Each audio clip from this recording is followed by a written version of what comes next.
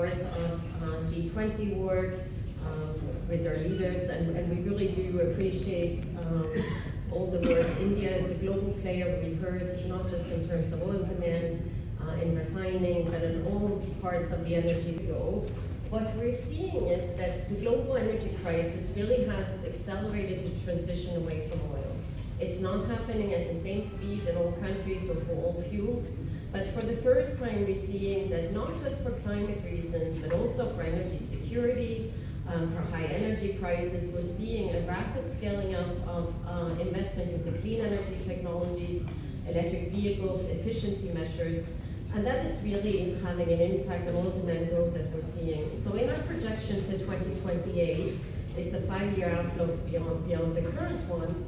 What we're seeing is that oil demand growth this year going from more than 2 million barrels a day, very strong, as we're also recovering. We're still recovering from the pandemic, and especially strong growth in China. The pace of growth will slow gradually over the period, so that when we come to 2028, we see, based on the current policies and trajectories that we see, we're expecting growth of less than 500,000 barrels a day. So we're starting to see a peak in oil demand on the horizon. We're still seeing in this period continued increase in petrochemical demand, feedstocks, air travel means that oil demand will continue to grow each year over the period. So we are seeing in our projections about 6 million barrels a day growth from now to 2028, when oil demand reaches about 106 million barrels a day. What we are seeing, though, is that demand from oil from combustible fossil fuels, so excluding the biofuels that are taking up an ever larger shares. India is a prime example of countries that have put the United States drivers of biofuels penetration, and in Europe. And we're also seeing a lot of the growth in petrochemical demand, the growing. So for combustible fuels, we're seeing the peak in the 2028 year, the last year, with transport demand peaking already in 2026 on a global basis. So, as I said, petrochemicals, the key driver of oil demand growth in the period, providing more than half of the growth to 2028, more than 3 million barrels a day. A lot of this is coming from China, where a number of new facilities are ramping up at the moment. We're seeing them coming in already this year, last year, this year, and new plants coming on in the next few years. We're also seeing strong growth from the aviation sector, jet fuel demand growing by about 1 million barrels a day in 2023. Still strong growth next year as we see the remainder of the recovery with Chinese consumers taking to the skies again, but then it gradually slows over the period. Where we see for the major road transport fuels, we see much lower roads, efficiency gains, EV sales. Gasoline will be the most impacted from this, we see, and gasoline will continue to grow in the period, especially driven by growth in lower income countries. So in terms of looking at where the oil demand is coming from, no surprise that Asia accounts for the majority of the increase from now to 2028. Actually, out of the 5.9 million total, 5.4 is coming from Asia, and China, the largest contributors.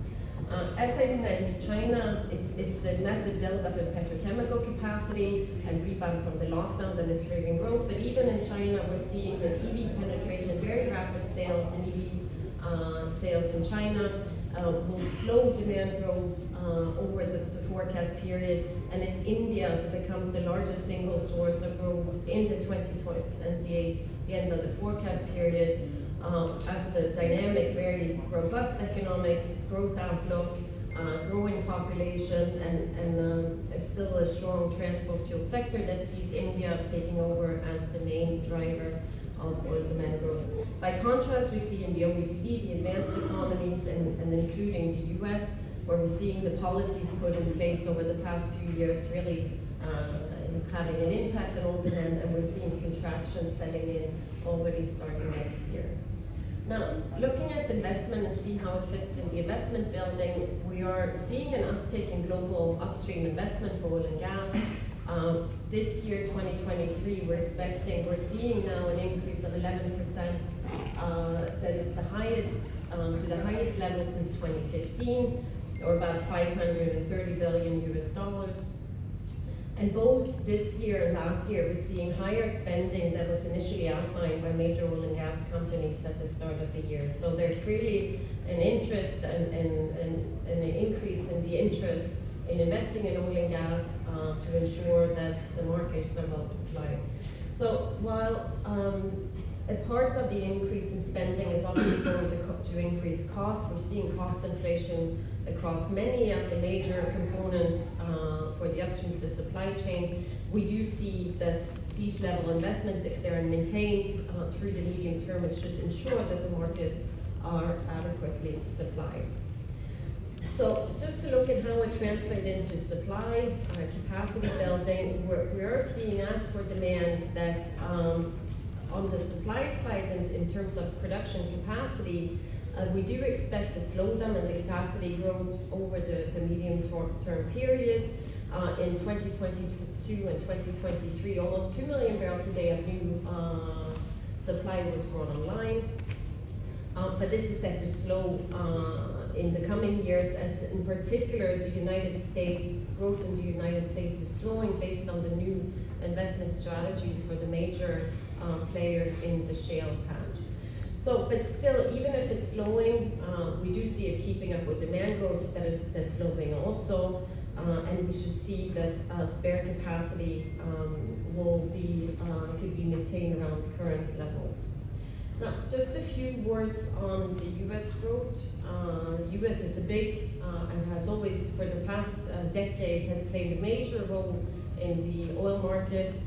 And now we're seeing, despite climate action, concerns of underinvestment and sharp slowdown in LTO, the United States remains the biggest source of supply over the medium-term period, adding about 2.5 million barrels a day to global supply. The majority of it is crude oil from the tight oil, so about 1.7 million barrels, but we're also seeing a significant growth in natural gas liquids, which will have implications for global markets for petrochemicals, a rising LPG demand across the world, including in India, and we're seeing now exports of LPGs and ethane from the United States reaching all-time record highs. But the pace again, we're at the low point now of around 30% market share in 2023 as OPEC plus countries led by the Middle Eastern producers, Saudi Arabia, United Arab Emirates, Iraq, Kuwait, have cut back production to ensure that prices remain at a certain level. We're seeing that as the growth in the United States slows and other countries slows over the period and demand continues to increase, so will the market share of the Middle Eastern producers, and this is a trend that we expect to continue over the longer term. Now, a few words on the refining side. Of course, the COVID years, 2020, 2022, we saw for the first time in at least 3 decades a net reduction in global refining capacity, and we saw more closures than additions for the first time. So we closed about 4 million barrels a day of refinery capacity just over these 2020, 2022 period, but now looking forward, most of the latest of this phase of shutdowns has been completed, and we're seeing new refinery capacity coming online, coming back. So about 6 million barrels a day of new refinery capacity expected by 2028. There are some more shutdowns on the cards at least from advanced economies, and also some that have been announced in China. But in net, we see an increase of about 4.4 million barrels a day, which in our view should keep pace with demand for refined products over this period. Now, of course, as has been the case in recent year, China leads the capacity building, adding 1.8 million barrels a day, followed by India and Middle East, where we see about 1.2 million added. What's interesting to see is now that the capacity building is coming primarily in countries that are net product exporters, which will have implications for product trade going forward, and a growing share of products being traded and longer distances. So we are seeing, as capacity increases in the Middle East, a lot of the increased supply from the Middle East will go to meet domestic demand, which means that refiners in Asia will also have to draw in supplies from further afield. So in terms of crude trade, as a driver of growth, of future demand growth, east of Suez will fundamentally reshape crude balances. So the baseload supply now has been extended from the Middle East producers to include nearly all of Russian crude oil supplies. But going forward, additional supplies will be needed by China and other Asian refiners to meet the increased demand. But it is the Atlantic Basin where we see the increased supplies, not just from the United States, but from Brazil, from Guyana, from other producers. So we see over the period that the increase in supplies from the Middle East will go primarily to meet their regional demand, and we will see an increase of about 4 or 5 million barrels a day of crude oil that will flow from the Atlantic Basin to the Asian market over by this period. So not only are we seeing a transformation on crude trade, we're also seeing big changes on the product side. The upheavals in global trade after Russia's invasion of Ukraine was unprecedented, and we will see a continued shift moving forward. In terms of diesel was one of the markets that were particularly tight in 2022 with the diesel cracks at record highs for a number of reasons. But over the medium term, we see that the market remaining relatively balanced. Regions that are in deficit, such as the Atlantic basins, excluding Russia, East Africa, and other Asia, the import requirement increased by about 1 million barrels, but we're seeing increased supplies from the exporting regions, which include the Middle East, India, and also in particular China. So one comment on China. So China now has the greatest share of installed capacity in the world, in refining capacity. They overtook the United States last year. They're also practically the only country that is sitting on spare capacity in refining. And depending how the domestic policies evolve moving forward, how how Beijing balances their climate targets, emission reductions, and their domestic industrial policy will have a major impact on the product markets.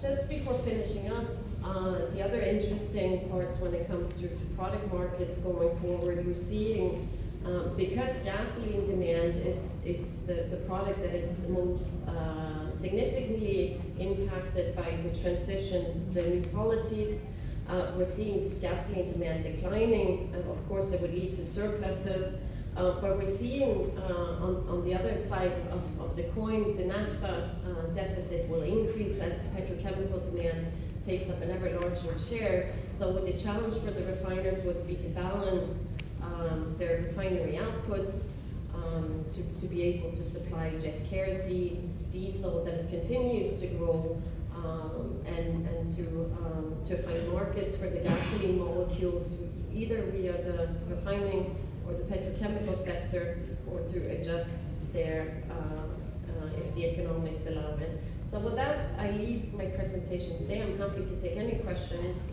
For the presentation. That's okay. So I'd just like to ask you, in many of the trends, it looks like 2023 is back to pre-COVID demand. So the next 5 years, in terms of the inside, which places, which of the products has there been an impact of the energy transition or the climate transition?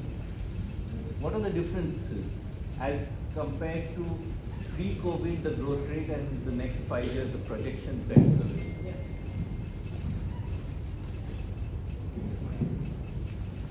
Thank you. The impact the most in advanced economies economies. It's where we have seen the most significant increase in clean energy investment and in efficiency measures.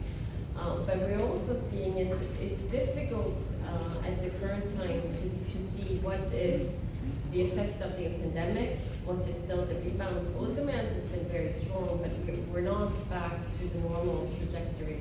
We're still in the recovering phase. And we're still looking to see how much of the behavioral changes and how much will stick, how much is permanent.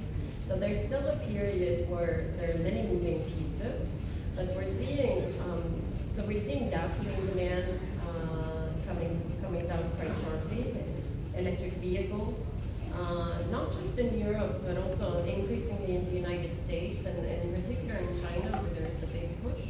But we're also seeing, the efficiency improvements for all sectors of energy. And this is something that we're only really seeing now, because you couldn't see it during the COVID period when demand was weak, because we didn't travel so much, or we didn't do the same things. When you look at the aviation sector, for instance, if you look in terms of the number of flights and the number of seats and the number of kilometers, you see that you're back to pre-COVID level, yet demand is 7% lower. So the efficiency improvements, and this is from 2019 to 2023, it comes up as a big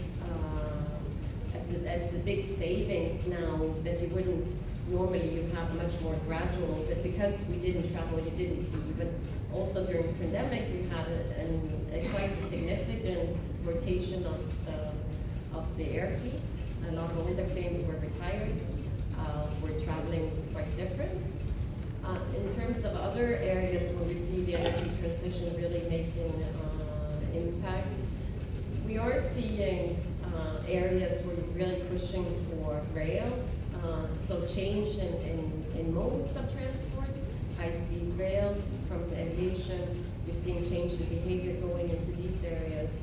And there's a big push to improve energy efficiency in buildings and to have best appliances, best practices to reduce efficiency for the day-to-day, for the buildings, for industry. So it's quite global, and you see it in many different places. But I think in our view, we see it most impacting gasoline demand for now. So the IEA policy is not, we don't forecast prices, obviously, but we forecast market balances, and then you can interpret them the way you want. So as a modeling input, we use the forwards curves, so just like that. What we're seeing now, so for the very short term, what we see since OPEC Plus put in production cuts in last October, we reduced primarily the key Middle Eastern producers in Russia cut production by 2 million barrels a day. But over the same period, we saw increases of exactly the same amount from other producers, including the United States, 600,000, Iran, 500,000, other producers. So in June, we saw global supply actually being unchanged from last October. So far, the market has remained in relative calm in terms of prices and balances. Industry stocks are kind of, so the way we see the market is looking rather tighter in the second half of the year, unless you really have that big slowdown in demand and economic growth. If interest rates, if the economic output really takes a tumble to cut oil demand to the levels, we see a tighter market in the second half. And if the cuts are extended into not just the extra voluntary cuts, but the cuts since November last, into 2024, also with the second half looking tight. So increased volatility, upward pressure on prices if you like, but it's, as we say, it's many moving pieces. In line with US and China. So can we say from oil 2024 we'll be having place for all the parameters where we can see where we stand in the world? Of course, we do spend a lot of time looking at Indian demand and Indian refining. So Of course, now India is the third largest consumer, the third largest refiner, if I'm not, I think, yeah, beyond, above Russia, just about. But we're also looking at, and it's one of the, it's actually a great pleasure for me to be here today. 23 years I work in the oil markets team, and now with all the people, busy day today, and a lot of people, and we have great projects with our friends from PPAC, from the ministry, with FIPI, and so we are planning perhaps to do some more in-depth work on India, particularly on the refining, petrochemical, demand side fuels, in a shorter period, not their reports on the longer term outlook. And there's one coming out next 2 days, a joint report from IEA and IEA on electric vehicles and decarbonizing the transportation sector. So we're doing increasingly more with India. India clearly is one of the key players in our markets, energy markets, so we hope to do more as we go. That'll be our greatest pleasure. In case there are any questions from the audience, or else if there are no, seems to be any more questions? In case we missed out, because I know all of you have taken out time to come today after office, and in case you really have some question in mind, Total is here, and okay.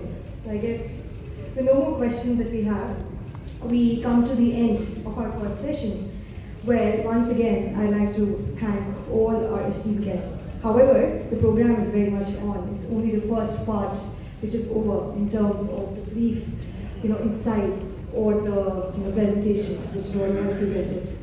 And now I'd like to invite our panel on the stage, which Dora is the moderator, and she's going to put across certain interesting questions to our panelists, which is tackling the twin energy and climate crisis, India's opportunity to lead. So, Ms. Bosini, I think you being the moderator, I'd like to invite you on the stage. State-owned bank in the country where we're talking about the economic and the financial environment as well, and we have an esteemed academician between us who is also an energy expert. So without taking more time, Ms. Bosini, over to you. I think you have a lot of interesting questions, and I think the session gets more interesting now. I'm very happy to be able to moderate this panel and to be the one asking the questions, because the answer is with you. It's not us, we sit in an office in Paris, but it's you, it's the industry, it's the exports from the countries. So this is a great opportunity for us. So what we wanted to discuss today was how energy importing countries like India balance their development. Talk a little bit about how the oil and gas companies have reacted to the energy crisis. Has it had any impact on their strategies, their diversification agendas? So I think instead of asking those pretty generic questions, I think we would start right, and I will start with Mr. Khanna from BPCL. So India continues to be a growth. We don't see India oil demand peaking in the current environment, but simultaneously, transport sector decarbonization is obviously picking up speed in many countries, increasing focus also in India, diversification to biofuels, electric vehicles, gas. So BPCL has also set a net zero target for 2040. So as a leading refiner, what is your strategy and the areas that you're investing in going in the next investment cycle and beyond? Good evening. At the outset, first let me thank you for showing two wonderful slides, first and second slide, which says that the investment in the upstream is the highest since 2015, number one. And the second is that the demand is going to go, users are investing highest ever. And it says that, we are here to be, our relevance is going to be there. Energy transition is inevitable. We have to do it, but they have to coexist where we can achieve both the target, meeting the energy security as well as cleaning the environment. Both are equally important and they have to be taken care together. Having said that, BPCL has taken a target of ensuring net zero by 2040 for the scope 1 and 2 together. And for that we assessed that how much is our emission level, and then we had made a plan. Let me say that the first and foremost in that category, and that is true for oil, all the oil refiners, that the lowest hanging fruit, that is called the improve your energy efficiency. And we started from that some time back, the things which finance fellow will say not possible, no IRR, but I think now when they look for the alternative, they find no, this is still a better option, and they are only year on year we are improving our energy efficiency. And maybe like going to the balance draft, going for the effective process, effective separation process, doing a lot of improvement in the unit, and which every refiner is doing it. When we do it, we again go and do the benchmark, and when we do the benchmark, we come to know that the whole bulk has become more efficient. Just to give an example, we had reduced our EII to the tune of 7 to 8 number. We thought we will at least change one quartile when the Solomon benchmark will be happening, and to our surprise, we remained in the same quartile. There was no improvement. It looks like whole world is becoming more and more energy efficient, and which is very much required. That's point one. Second is that we are going more and more electrification. The multiple ways are being done to electrify, be it turbine to motor, improve the infrastructure to import more and more, or going for a tracing. Big investment is happening in that direction, because we know that greening the electricity is far easier than some of the tough carbon abatement in the refinery. So that's the point number 2. Third is that again a big leap in the field of natural gas. Our aspiration is that today our energy basket is having 6% of natural gas, and our aspiration is that go to 15%. And in line of that, all the refineries are working in that direction. So many things are done within the refinery, wherein we have gone for maximization of the RLNG consumption. Again, it has got technical aspect, it has got commercial aspect, and definitely it has got a lot of environmental aspect. It is one of the cleanest option available to us, but it is being done in the refinery and outside refinery across the country. We are going for more and more CGD. We have almost 14 to 15% of area in the country. We are taking the target along with our JD to go to spread. There's a third, and next is that renewable. We are going a big way in solar. This year we are having 50 megawatt plan, and in the wind we are having by next year we are going for the 100 megawatt plan. So next is that biofuel. We are going to commission our 1G and 2G plant next year.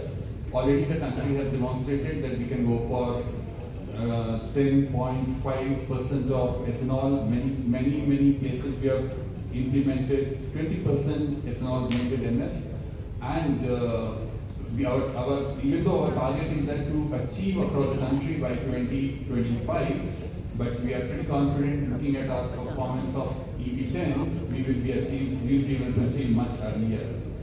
Another aspect for biofuel is compressed biogas.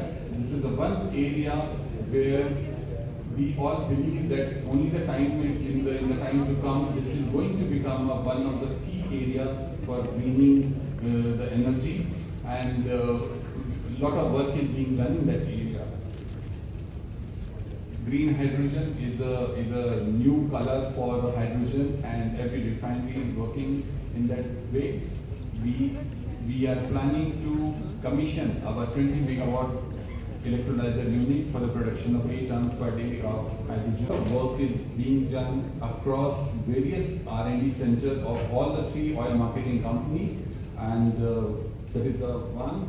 And so these were the few key areas where, along with our usual refining business, we are looking for greening, for the decarbonization, and our target for next 5 to 10 years is almost 1 lakh crore.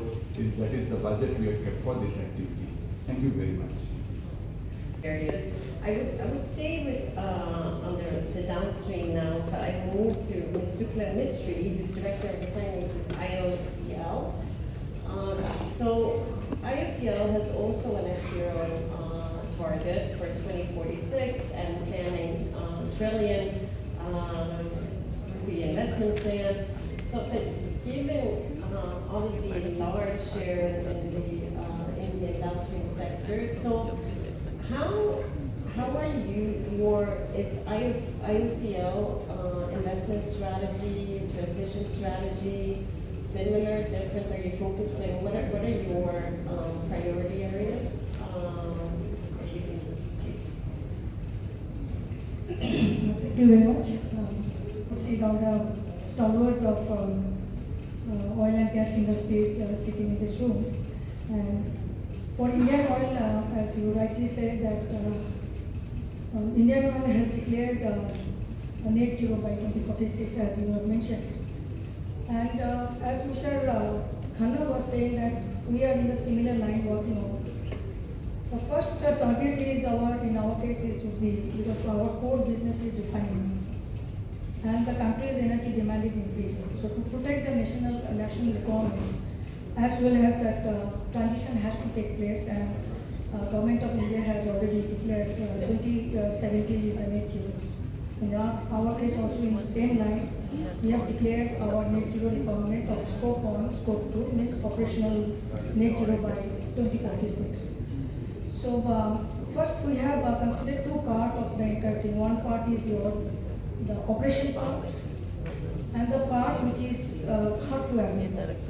And we have made a clear-cut plan. As he said, that we have gone into, in the refineries, the technological improvement, the energy efficient operations, and any other schemes which can be implemented technologically, which will increase the improvement of the entire plant in terms of energy saving and all. That's a fast part. And there we are working hard.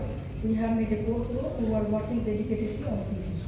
So that's the inside part. As he said, in a similar way, we are also comparing the entire, values in terms of EII or MBA with respect to Solomons. So I have seen that with such kind of efforts put in there in the refineries, there is an improvement in the refineries.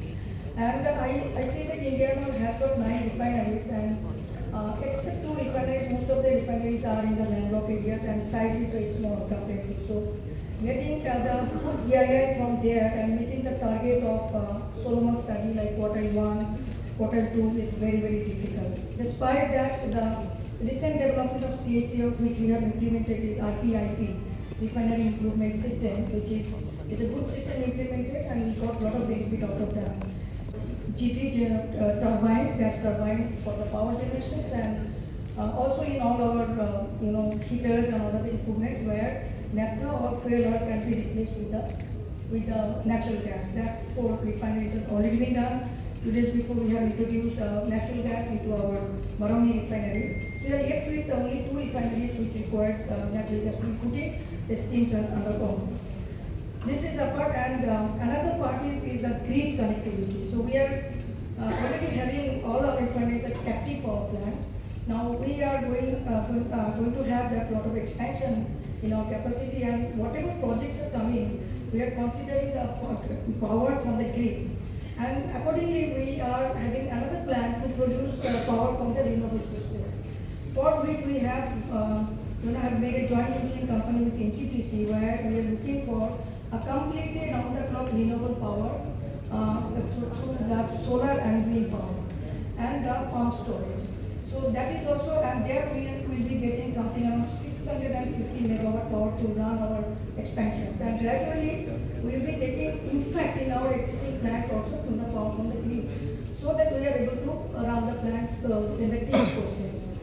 And in our case, refinery, is a major part of the emissions. So one is natural source, another is green power and technological improvement in our own systems. As we say, we are also going for the green hydrogen. So since the expertise in this area is not very much in depth in our kind of companies, so we have we have already a joint venture company with L&T and Renew Power, and we are going for a green hydrogen plant at our Panipat refinery with a 7 KTA capacity.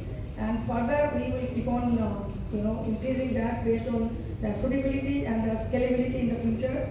These are the all plans. I know this is quite expensive, but we need to gear up with the energy transitions. Now we have made a clear-cut plan for attaining my net zero operations availability by 2046. We have made a plan for 2030. So we are looking for approximately 35 gigawatt renewable energy by 2030, 4 MMT biofuel, million metric ton biofuel by 2030, 1 million metric ton of biogas productions by 2030, and 0.1 million metric ton of green hydrogen. And many of the things which are happening as the way Mr. Khanna said. So IOCL has a clean table identified and figure out how to go ahead. And by 2052 as well, we have another plan is of 200 gigawatt of renewable energy, 7 million metric ton of biofuels. Then we are looking for biogas as well as further increase of green gas, green hydrogen into the system. So these are the way IOCL is looking for, and obviously expenditure is part of it. And in the first part, we will be having an expenditure to the tune of 2 lakh crores INR. And we'll be looking for how it can be organized and how to go ahead, because we need to prepare for the energy transition for the tomorrow, and we are gearing up in full extent. So that way, right now we have 22 unit CBG, compressed biogas plant already commissioned, and we have 2G plant commissioned there at Panipat refinery. From there will be 100 kiloliter per day capacity. We have a very unique process with Lanjate 3G plant had come up with all the green sources to reduce our footprint and going towards energy transition. So the production. So I will turn to Mr. Kankai Kumar from ONGC. So you also have a net zero target for 2038. Big investment plan for energy transition policies as well. Yet the companies are continuing to bid for domestic exploration blocks. How are you balancing these two objectives? How do you see sort of the balance? These are questions we also get on how to find the balance between the old and the new and going forward. Thank you. Thanks, Mr. Arnold. Very good evening to the dignitaries present here in the stalwarts of oil and gas industry. I can see in front of you. Of course, making a balance is a little bit difficult, but being an E&P company, we have to first see the domestic requirements as well. I don't see it as a conflict. Taking blocks, exploratory blocks, and then making it clean as well.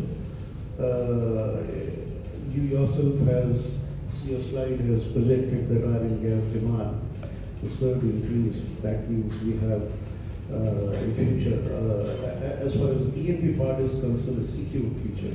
We are aiming that in time to come, we should contribute towards 20% of the gas, oil and gas consumption, which in many cases is increasing. Having said so, to keep a balance between clean and oil and gas, I see it as increasing oil and gas in the near term. 2038, we'll have to take baby steps right now, because that will be the sustenance of our business in energy. Point forward, as energy transition is taking place, we'll have to make investment right at this point for this transition to take place. Oil and gas will not go away just like that. Maybe from oil to gas and then to absolutely cleaner forms of energy. So as just now my fellow mentioned that we as country intend to increase share of gas in energy mix from 6% to 15%. So basically, maybe 10 years, 15 years down the line, oil and gas will be there with the share of different forms of energy may change. The renewables may go up, oil and gas may a little bit come down. Maybe first attack would be on the solid fossil, which may reduce in time to come. As far as our internal business are concerned, our endeavor has been in past and on forward basis also, we intend to replace our older, the equipment with the first of all energy efficient business, energy efficient equipment which are there in the market. We want to draw electricity from the grid wherever possible. In fact, for our depleted reservoirs, especially the onshore, you may be aware, the lifting of oil is through the SRP. So on a localized basis, we want to install solar energy capturing there and a battery bank at the local base, so that we, instead of running those SRPs, even drawing power from the grid, if we can run them on the solar energy, at least during the daytime, and maybe make it RTC basis so that we don't draw even from there.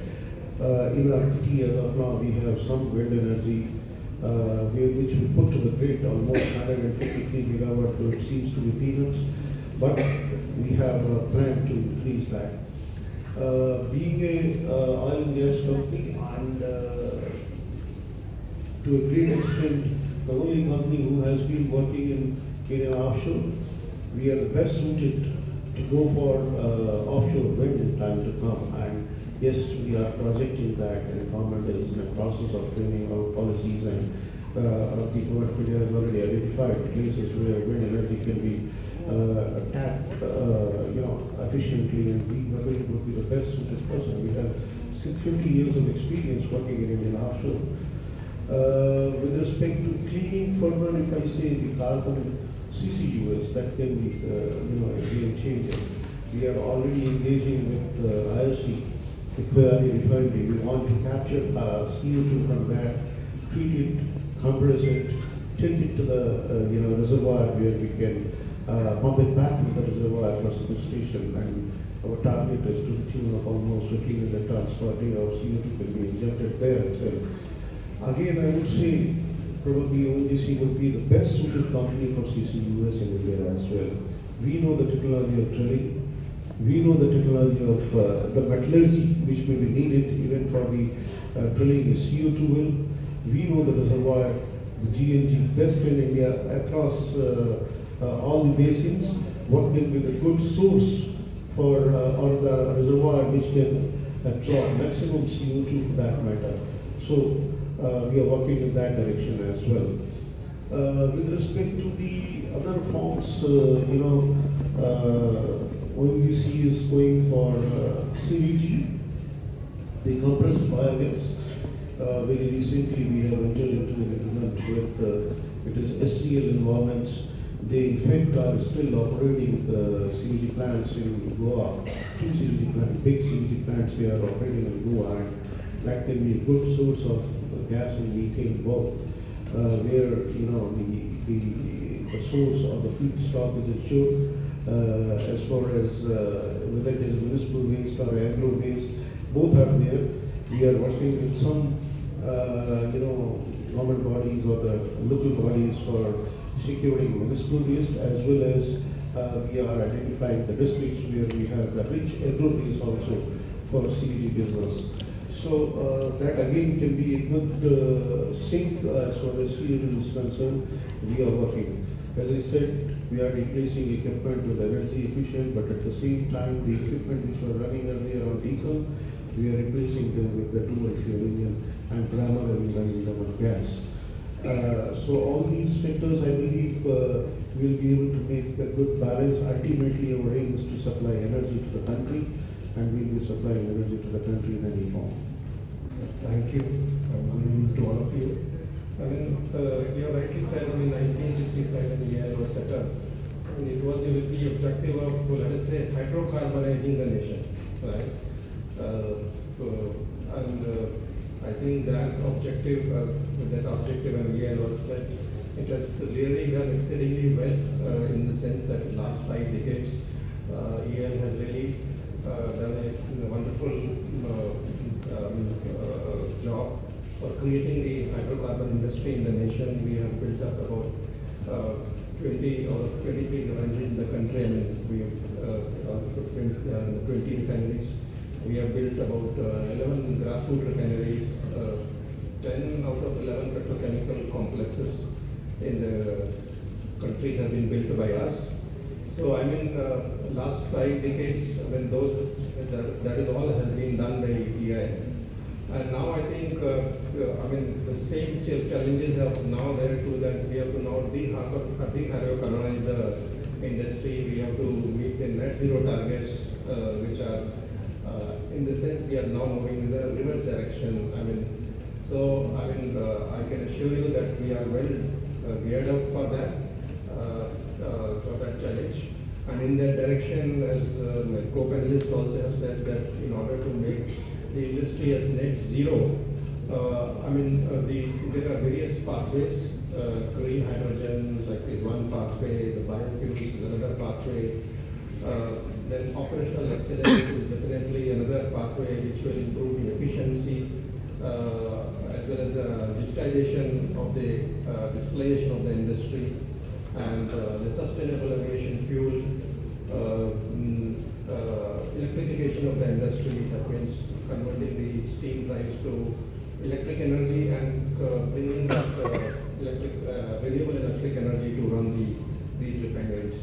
So I mean, as well as as Mr. Pankaj Kumar also said, I mean, the carbon sequestration and carbon capture is definitely one of the big pathways to achieve these net zero targets. And as IOCL, PPAC, everybody has plans to go for net zero. And as an engineering and a consultant company, I think we are very, very well geared up to take up these challenges. I mean, we are setting up one of the largest biorefinery in the country, which is almost 185 KLPD.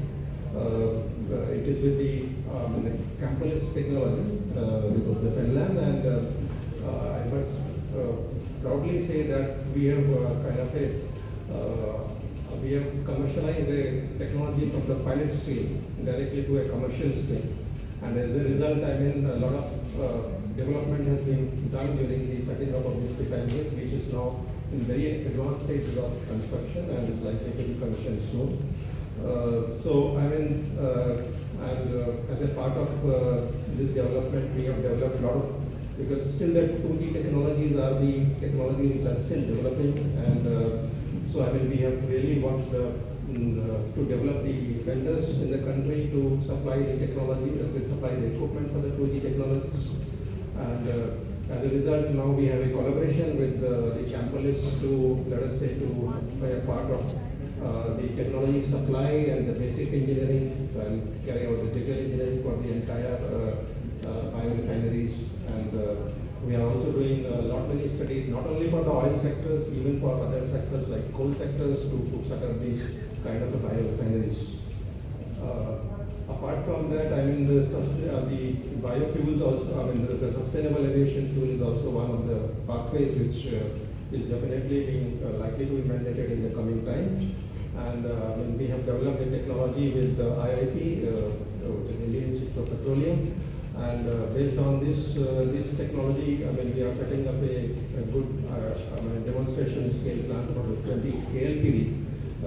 So, I mean, with this, I think this will be also one of the path breakers for going to a net zero and meeting the targets of the nation.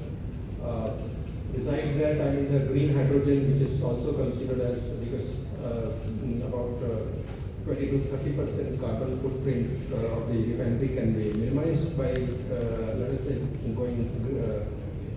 replacing the gray hydrogen to green hydrogen. So, I mean, a lot of efforts are being made, as already told by my fellow panelists, that there are a lot of plans to convert these replacing gray hydrogen with green hydrogen. I mean, as of the financing part, I think recently the Reserve Bank of India, the Apex Regulatory Institution, has come out with a survey which actually summarizes that the banks are now currently working on risk mitigation measures of climate risk. In our bank, State Bank of India, already have an established policy of financing of the projects which are in the fossil fuel technology.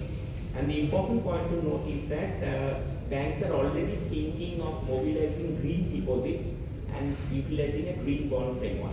For example, in our bank, if you go to some of the ATM counters in some of the branches in these areas, in Parliament Street, you will find that when you get in, there is a channel which is called the green channel. So basically, that doesn't use any paper. So there is also the talk of mobilizing green deposits and green framework. In terms of specific data, if you ask me, I think most of the banks are now working on an elementary mechanism of how to galvanize or how to give some concession to the electric vehicles. In terms of the renewable sector, if you look at the total number of assets today as of March 2023, that is around in Indian rupees around 400 billion, which is 40,000 crore. And also the good thing is that if you look at the exposure of the banks into the fossil fuel technology of the overall credit which is being advanced in the banking system is not much. For example, for the public sector banks, if you look into the share of say automobiles, electricity generation and chemicals, which is basically the primary sources of this fossil fuel, the total share of banks is only 10% of the public sector banks, and private sector banks is actually at 9%. So the share is also significantly on the lower side, and there is not much to think in terms of basically that there is a large portion within the fossil fuel sector. And finally, before, if we have time, we can get on to the opportunities for this capital in the second stage. But let me also end this conversation with an important, interesting data point. I think the Secretary mentioned this data point at the beginning. If you actually look at this data, is published by the PPAC, the Petroleum Planning Analysis. So if you actually look at the data pre-pandemic and post-pandemic, in terms of the petroleum consumption and try to correlate it to the GDP growth, I think across states you will find that some very interesting trends are emerging. Some of the numbers are mostly now at a pre-pandemic level, but in some states actually the number is in double digits, some states the number is actually declining. Whether it is related, so it's very difficult to establish a correlation between those the old economic theories of a high GDP growth with high oil consumption, that some of these theories need to be tested, but my sense is that there is some element of this push towards these electric vehicles and this push towards this green technology which may be having some impact on this consumption. It's early times, but the pattern across states show us some interesting trends in terms of the data analysis pre-pandemic and post-pandemic. Thank you very much. So I think we're not going to have time for a second round of questions, but I have one question for Dr. Rangan Banerjee, Director of India's Institute of Technology. So, Professor, so we're nearing the G20, the end of the G20, and India has been doing a fantastic host of presidency. I know that the IEA has had a lot of engagement still this week with a big delegation going to Goa. So, what do you see as the key takeaways from the summit so far? More importantly, what kind of impacts are you seeing is having on India's decarbonization trajectory? Or is it too early to say? Maybe it's too early to say, but I think G20 represents 90% of the world's population. And I've been following some of the dialogues, and I think the main target that we have in the G20 is to see that we have universal access to sustainable energy, and a number of different things which have been discussed. And the first was to see how we can have low interest finance, and so there was a discussion of the multilateral development banks to see how low interest finance can be obtained.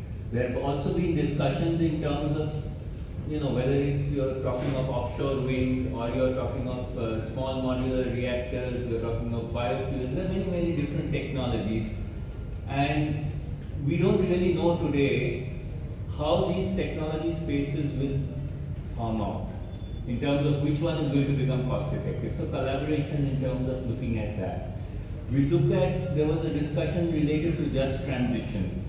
And there's also, there was a discussion in terms of looking at, when you look at transitions away from coal and fossil, how is it that you can look at G20 sharing their knowledge so that we can have better strategies? And so I think the whole idea of the G20 looking at seeing that the transitions enable the development goals and yet we meet the climate goals, and this is a challenge. And the technology is going to be a very big piece of the challenge. So for us in the Indian context, we would like to, when we look at it, we would like to have leadership in some of these technology domains. And that is easier said than done. So there has to be a strategic element to it, where we are looking at R&D, technology development, looking at seeing that that also feeds into the aspirations and the employment. And this is where technology partnerships and leapfrogging, and then partnerships with some of the key international research organizations and so on. And so that's vehicles. Most of the cities and urban areas in our country have problems, and in Delhi and the NCR region, this is a problem area. We have been working on a variety of aspects through this. Today, going to electric vehicles does not necessarily solve the air quality problem for us. It depends on how quickly we decarbonize our electricity sector. So in the future, that would help. But mass transit, looking at in the urban areas, looking at shifts away from the road transport is another mechanism. We have an entire program, we have a master's program in electric mobility. And we also have essentially laboratories where we test, and we are also making, whether it's batteries, whether it's battery management systems, electric charging systems, etc. When we look at this, it's not just on the other side. When you look at the heavy duty vehicles, then electric is a problem. And then because it's a weight, so there it is possible that we look at LNG, or you look at hydrogen coming in. And so that's another aspect. And I think today it looks like electric vehicles, when you look at substitution of oil, electric route seems to be predominating. Hydrogen could be, but it will depend on the technology. So I think from our country point of view, we need to invest in a whole set of these and then assess at some point of time.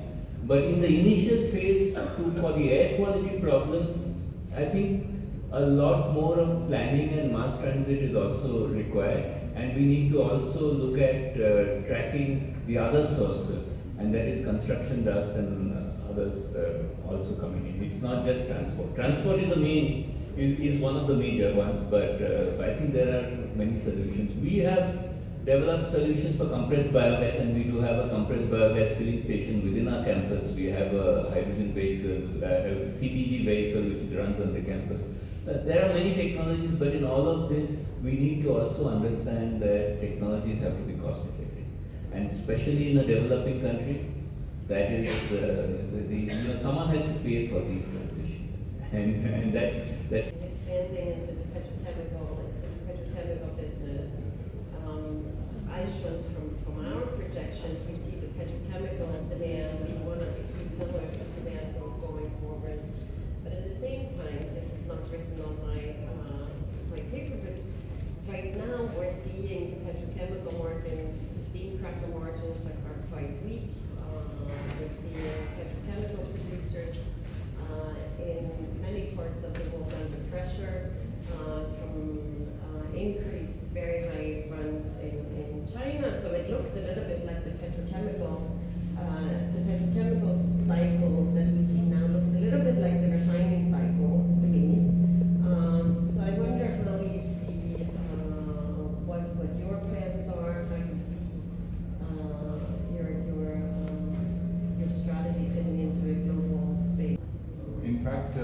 when India was looking for the petrochemical journey, that time we had selected a path of niche petrochemical in form of going for the acrylic acid and oxo alcohol way back 10 years back. And that time we realized that what are the petrochemical manufacturer, our first and foremost, our feed cost is high. Even though there is a good synergy between the refinery and the petchem industry, a lot of advantages are there being together, but still when we look at the cost of the petchem feed, just to give you a number, in case of China or in case of Middle East, the thing which is costing them $200 to $300 per ton, for India it is anything between 700 to 800. So that means we are not cost competitive. Second is the financing cost. The cost of financing for India is anything between 9 to 10%, while for a country like Saudi or for China, it will be in the range of 4 to 6%. So these two are big impact on petchem industry of country. Third is when we look at the import duty for India, typically it is around 7.5%. For the country like Brazil and Malaysia, it is to the range of 12%. Again an impact on it. When we look for the niche petrochemical, it has got its own challenges, and if any non-refiner fellow wants to venture into petchem, then it becomes further and more difficult. But in spite of that, there are still many drivers are there where today when if you look at the level of investment which Bharat Petroleum is looking for, it is almost to its own work. It will be a planning in the petchem industry in the next 4 to 5 years to come. Why we are doing so? One is that there is a rapid urbanization and there is a huge demand of petchem which is going to come, and it is a cyclic. Today it is on the lower side of trough, but we know that very soon the time will come where all these units will be minting money. From the capital for the emerging markets and then specifically to the hydro manufacture. For the first part, let me unequivocally emphasize that since 2000, I think the developed economies and the developed economies need to move together. I think there is more commitment needs to become from the developed economies. Let me give you an example. Since 2004, India has been regularly filing reports with the United Nations Forum for Climate Convention Change, which is commonly called as UNFCCC. In 2016, we had filed the first PUR report. 2018, we have filed the second PUR report. 2021, we have filed the third PUR report. And as per the disclosures which we have made, I think 206 billion is the total capital requirement between 2015 to 30. Now you compare with the actual figures, what is the number which we have got till today, out of which 177 million has come in, out of which 78 million is only for grants. So there is clearly a divergence in terms of the commitment which is being made by the annexed parties and what is being written. As long as this doesn't change, I think it will be difficult for the developing economies, for a country like India, which has also clearly stated its role in terms of a net zero objective, difficult to achieve. So this is my first point, and also the fact that I think there are several other issues in terms of the disclosure requirements, in terms of material, which I am not getting into this. Now coming to a second point on the green hydrogen, I think there are some estimate which says that around 13 trillion amount of investment is needed by 2050 in this field. But what is happening in this area is that I think close to 80 to 90% of the projects in the green hydrogen are still in the formalization stage. So either the bank has to be a first mover in this case, which will be a little bit difficult because if they don't know the project risk, or the second thing which the banks need to take is that actually the banks, some of the banks, and the survey shows that most of the banks in the future, by the next 2030, will be actually financing in these sectors, and around 10% of their energy portfolio will be directed towards the sector. But as of now, banks are trying to understand the risk from the perspective from where they understand this whole risk. For example, there is a merchant risk, political risk, technology risk. So all these risks actually since it's still in conceptualized stage, the banks are still evaluating this. And I'm sure that over the next 4 to 5 years, as they evaluate it and try to get it a better hold, I think a much of this financing requirement will be made. But as of now, I think this is still in some sort of a conceptual stage. Most of the projects have not got to the logical conclusion. So the larger point which I need to make is that developed economies need to also need a helping hand with the developing economies in their quest for a green energy for a better future of the global economy. You know that we are in the core business of refining, so and the refining business is already mature, and the new things which are coming up in the terms of transition, energy transitions.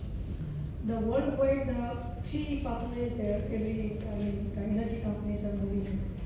One is merger, acquisitions, or turning to the other companies. So that's a need probably because this core group doesn't have the expertise into the transitions and the different technology in the transition areas. So obviously we have to go for energy transition because all of us almost declared the net zero, that is at least a scope 1 and scope 2. Like they have BPCL has declared 2040, IOCL has declared 2046, IEA has declared 2035, and so on and so forth. So in our case, what we have done that we have tried to almost try to go into almost all the areas and try to take the technology from there. So most of the cases, like in CCUS, we have taken the help of USTD, and there we wanted that how the carbon capture method can be implemented. So we have taken the support of some foreign companies who has got the technology, but still the majority of the part is under research and development in our own R&D center. So the CCS technology is a very expensive technology and the capex intensive technology. To get out of this, what is to be done in that case is that our R&D is doing the exercise which are going to produce the carbon dioxide from the entire flue gas which is coming out, which is CCS technology is basically taking out the carbon dioxide from the flue gas and passing it, transporting it from the plant to the either enhanced recovery method to the well, or maybe you are sequestrations to be done in the soil, underground. These are the 2 ways. Now the process of separating carbon dioxide and purification itself is very expensive. So in our case, our R&D center is working on this particular one. So there, that particular process is seeming to be coming out to be a very cheap and affordable. Besides this, as far as hydrogen is concerned, our R&D center is also working on this as to how to get the most affordable technology to get it cheaper. But still, we need to have international companies where the expertise are available. So when we have gone for the joint venturing company with L&T, there are 2 L&T and Renew Power. The 2 basic fundamental knowledge has been put into that. One is that L&T has an expertise on carrying out or implementing the project. Renew Power has got expertise in terms of producing renewable energy.